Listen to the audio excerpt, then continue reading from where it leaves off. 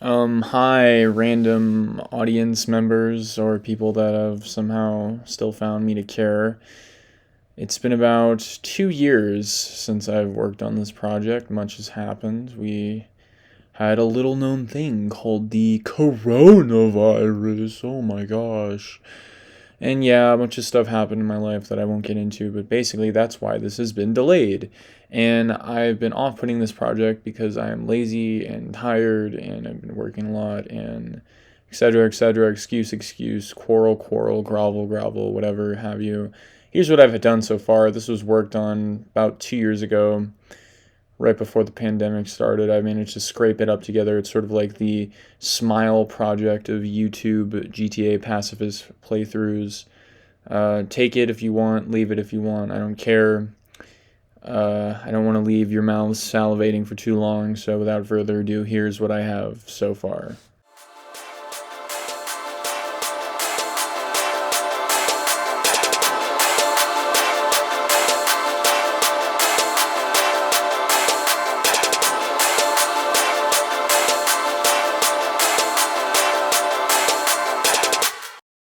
Previously on Grand Theft Auto 4 Pacifist playthrough. Got a red controller.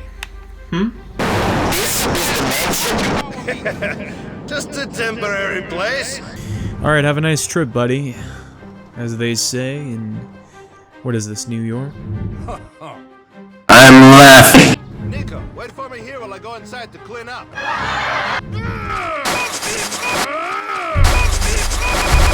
Yeah, I'm kind of obsessed with Albanian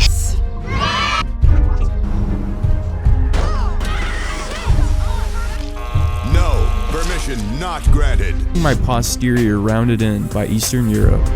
I find the one place where Eastern Europeans cannot reach. The top of a dumpster. Titles made by rock stars.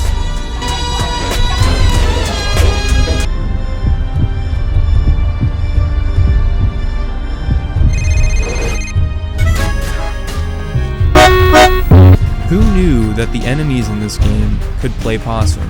Inspired by the determination of Sebastião Rodrigues, main character of the book, of course. They should have called this game Greater Toronto Area 4, am I right, fella?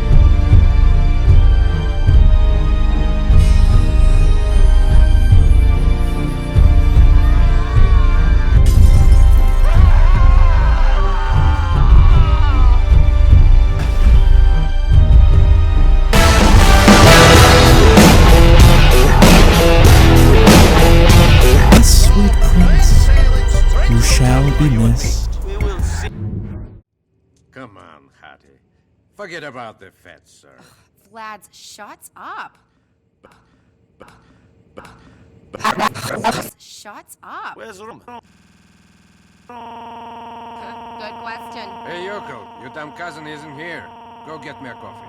What? Get me a coffee! Come on, I'll get you one. Hey! Yeah. Okay. No, I can't do it. My cousin will do it. Nico, sorry to ask, cousin. Can you go pick up Jermaine, one of my regulars? He's over on Rotterdam Hill on Mohawk Avenue.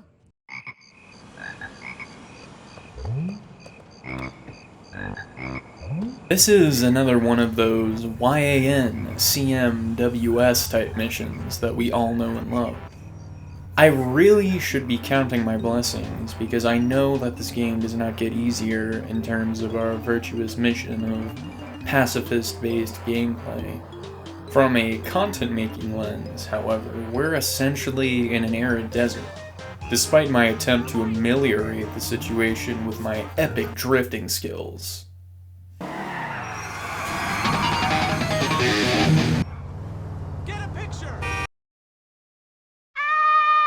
We have to pick up Roman's homie, Jermaine. Check it out! And take him to his garage, which is quite odd, considering that the GTA Wiki claims that he works on a paint spray on Gibson Street.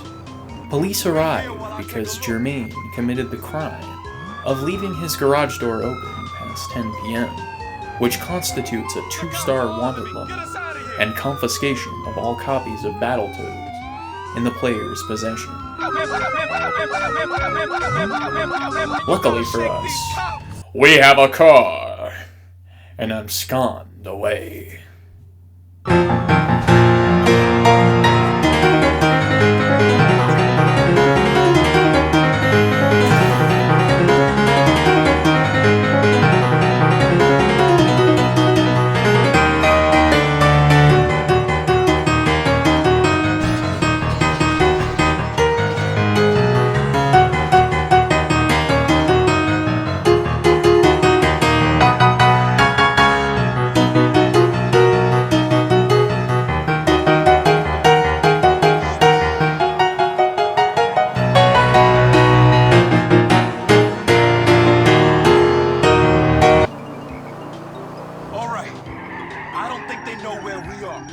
Oh yeah, we're in shit-talking mushrooms. We must escape again.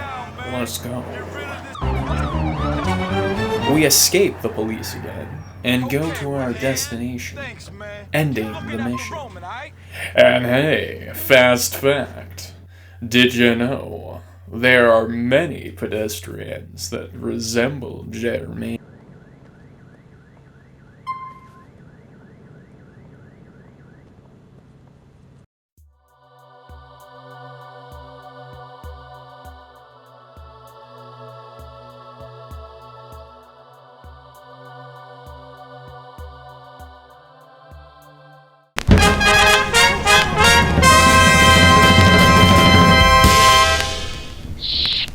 Right up, ladies and gentlemen, for the main event.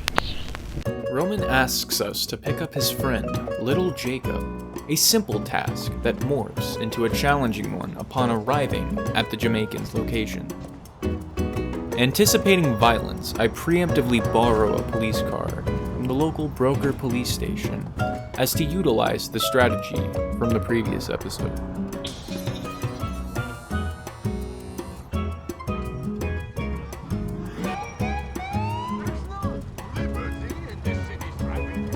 Alright, brother, forward at Dillon Street in Shotland. Hooray! Now that Jacob's in my party, the rest of the game should be a breeze. Anyways, if you did not hear what my associate, friend, and pal just said, we have to go to Shotland. And then you get a gun!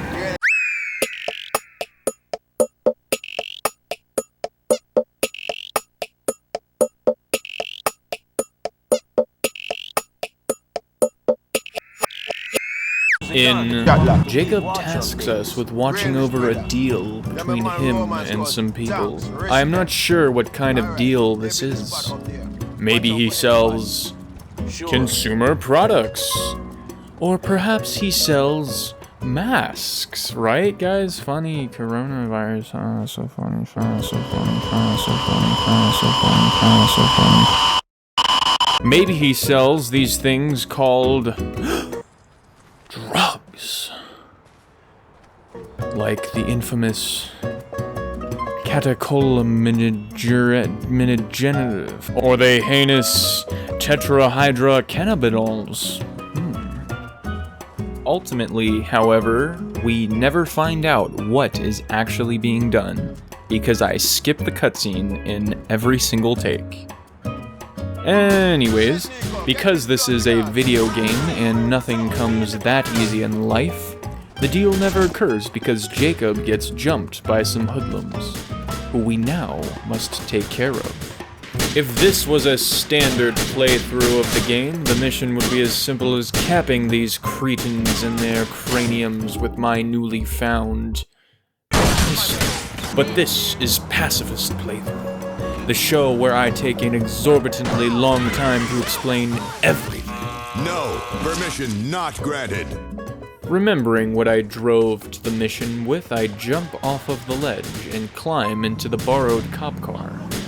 I attempt to call for backup on the police computer, and the transmission goes through, but the instantaneous service I received back in Broker is nowhere to be had. The police did not show up the first time, but by getting out of the car, doing a quick jog around the basketball court, and calling them again, they arrive almost immediately. Another attempt involving me doing things the old-fashioned way with the in-game cell phone also fails. Hello. I'm sorry, but all our peacekeepers are currently busy filling quotas and dealing with paperwork. Please call back later.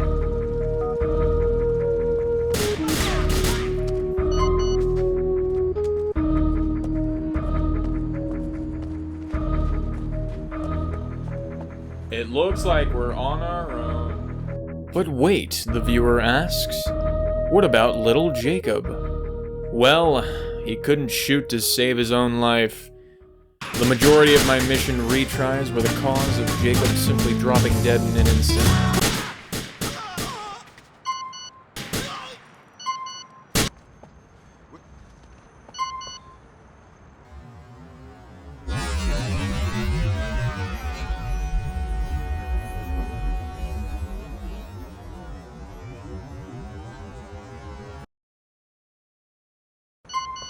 Even when I weakened the enemies to one chunk of health, his lack of an ability to aim would lead him to expire faster than a dog in a Chinatown alley.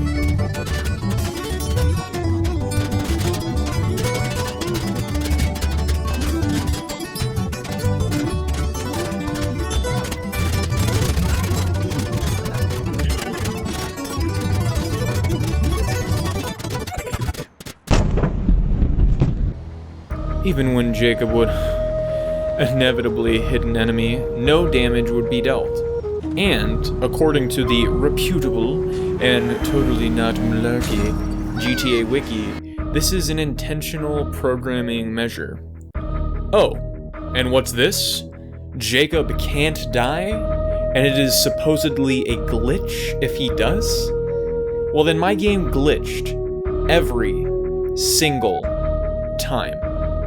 The police won't come, and Jacob is, well, the French word for so I'll have to do this myself. Approaching the thugs head-on to fight them mano a mano would be suicide, so I used the pistol to shoot them from a distance until they had one tick of health left. Fit in with the rules, I ran up to them and knocked them down with a good old shove attack.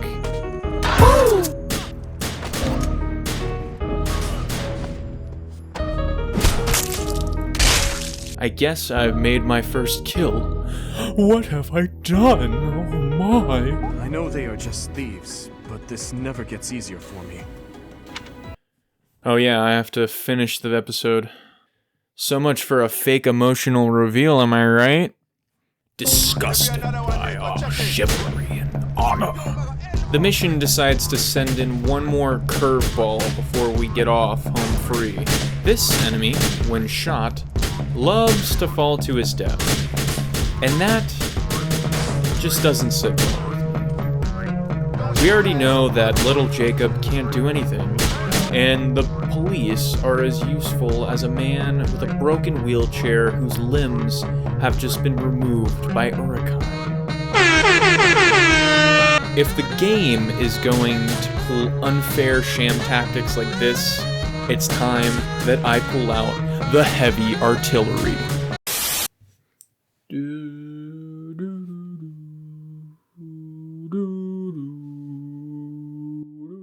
Wait, wrong radio station. Yoko, Fetty Romans.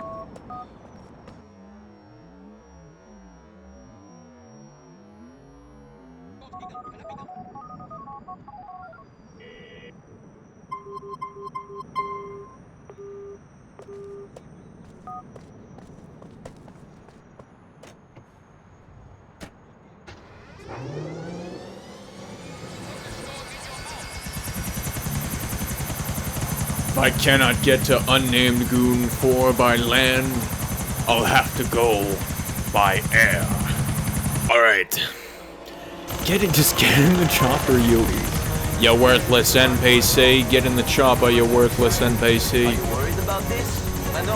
Alright, I guess we'll have to drive then. Alright, now it's time to unleash my ultimate power. And the helicopter is glitching.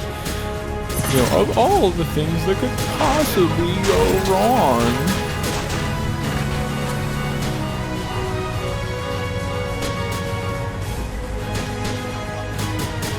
Just gotta find the sweet spot. There we go. After what seemed to be an eternity, I found the sweet spot that resided within the mission boundaries to summon the helicopter. Walking too far away from Jacob will cause him to instantly die for some reason, so you need to spawn the helicopter claustrophobically close to in this little alley.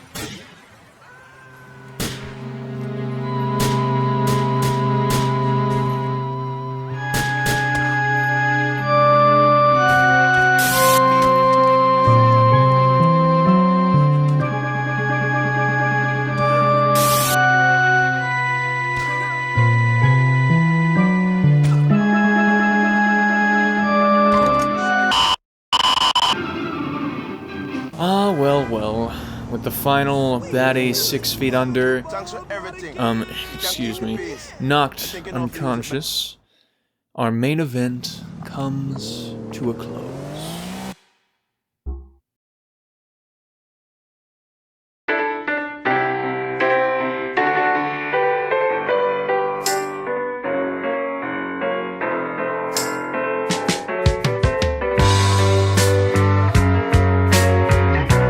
Well, there she blows, folks. Another amazing video by MyCar1. Yeah, I'm gonna try my best to get these out. I'm not perfect. I have no, like, schedule or anything like that. I just, you know, I'd had enough waiting and decided to make this or scrape it up. Stay tuned for unknown adventures.